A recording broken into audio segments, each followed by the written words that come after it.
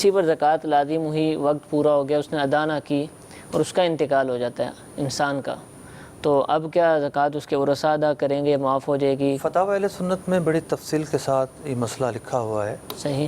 اور اس میں یہ ہے کہ نماز کا فدیہ تو ہے، ٹھیک ہے. اور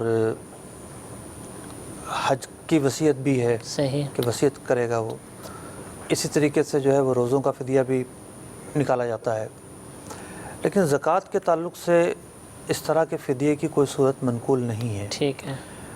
اب ورثہ اگر اس کی طرف سے نکالتے ہیں کہ بھی ان پر 1,00,000 2 لاکھ روپے زکوٰۃ فرض تھی اور انہوں نے نہیں نکالی، تو اگر تو ورثہ اپنی جیب سے نکالتے ہیں تو ٹھیک ہے، اس کی اجازت ہے، لیکن یہ ایصال ثواب ہوگا، یہ ایک نفلی صدقہ ہوگا میت کی طرف سے، جو زکوٰۃ رہ گئی نامہ اعمال تو کلوز ہو گیا. ٹھیک ہے. قرض کے طور پہ شمار نہیں ہوگی میت کے مال سے جو قرض نکالا جاتا ہے؟ اس میں شمار نہیں ہوگا. اس میں نہیں ہوگی. ورثہ اپنی مرضی سے نکالنا چاہیں تو ایک تو یہ کہ وہ اپنی مرضی سے نکال رہے ہیں اور اپنے پیسوں سے نکال رہے ہیں، ٹھیک ہے، تو ٹھیک ہے، نکال سکتے ہیں. صحیح.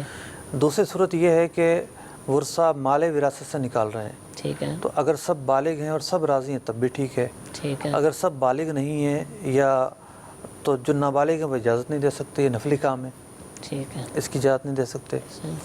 یا سب بالغ ہیں لیکن بعض کو اس پر اعتراض ہے، تب بھی ان کی اجازت کے بغیر نہیں نکال سکتے. ٹھیک ہے. پھر یہ ہو سکتا ہے کہ اپنے حق میں سے جتنا بن رہا ہے اس میں سے کوئی نکال سکے تو نکال دے.